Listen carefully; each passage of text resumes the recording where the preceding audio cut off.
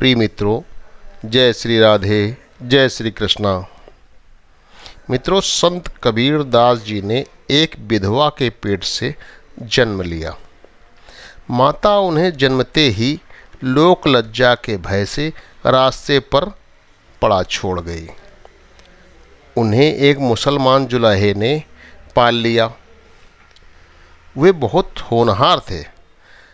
पिता के काम में छुटपन से ही मन लगाकर सहयोग देते। साथ ही स्वामी रामानंद के सत्संग में भी सम्मिलित होते रहते। वहीं उन्होंने पढ़ना, कविता लिखना और वादन करना भी सीख लिया था। जिस प्रकार एकलव्य ने मिट्टी के द्रोणाचार्य को गुरु बनाया था और महान धनुर्धर हो गए थे, उसी प्रकार संत कबीर ने भी रामानंद का शरीर स्पर्श हो जाने और राम राम कह देने भर से अपनी गुरुदक्षा पूर्ण हुई मान ली। कबीर ने वयस्क होते ही कुरीतियों का निवारण, अंधविश्वासों का उन्मूलन, सांप्रदायिक सद्भाव एवं सचरित्रता, लोक सेवा में असली भक्ति भावना होने का प्रचार किया। उन्होंने अपने पद्य में, दोहों में मुस्लिम और हिंदू दोनों के प्रति कठोर शब्दों में सुधार की बात कही। जैसे कहा, कांकर पाथर जोड़ के मस्जिद लियो बनाए, तापर चढ़ मुल्ला बाग दे, क्या बहरा हुआ खुदाए।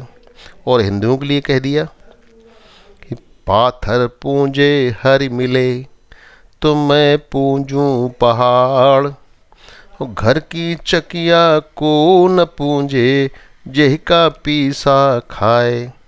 वहीं पर उन्होंने दोनों संप्रदायों के लिए एक विशेष मंत्र भी कहा कि पोथी पढ़ पढ़ जग मुआ, भया न पंडित कोय, और 2.5 अक्षर प्रेम का, पढ़े सो पंडित होए। उनके असंख्य अनुयायी बने। वही कट्टरपंथी उनके शत्रु भी बन गए और त्रास मिलने में कोई कमी नहीं रही। पर कबीर दास जी अपने मार्ग पर चलते ही रहे। वे पिता का काम करते हुए आजीविका उपार्जित करते थे। कबीर दास जी ने अपने ही स्वभाव की एक युवती से विवाह कर लिया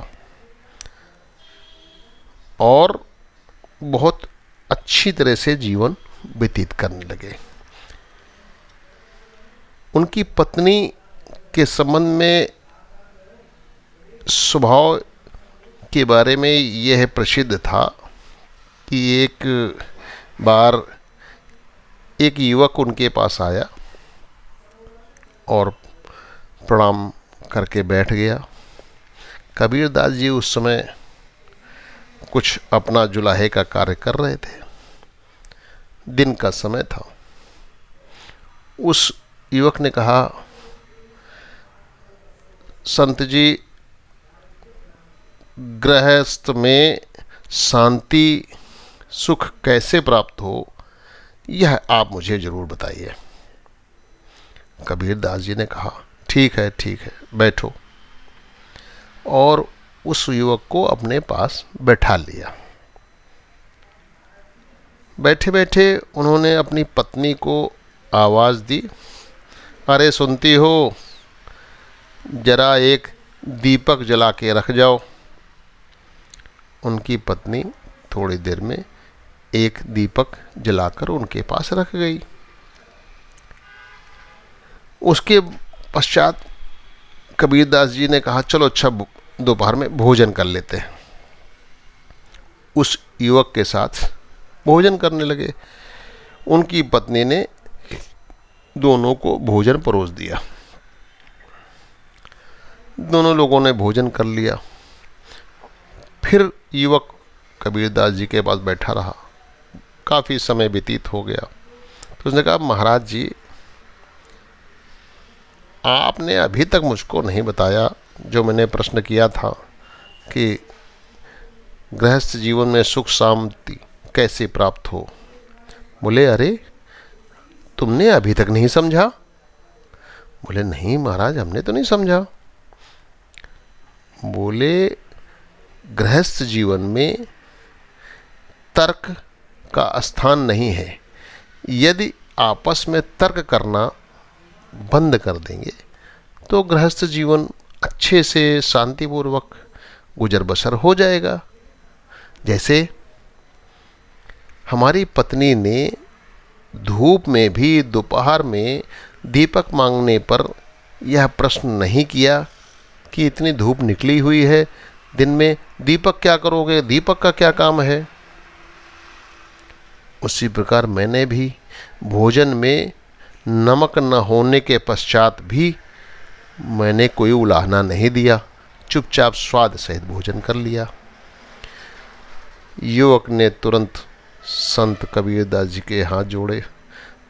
बोले, महाराज, मैंने बहुत अच्छी तरह समझ लिया है कि वाकई गृहस्थ जीवन में सुख शांति कैसे स्थापित की जाएगी, कैसे बनी रहती है। वे लंबी अवधि तक जिए और अंत समय में लोगों की इस मान्यता का खंडन करने के लिए काशी में मरने से मुक्ति होती है, वे मगहर चले गए। उनके मरते समय हजारों भक्त एकत्रित थे।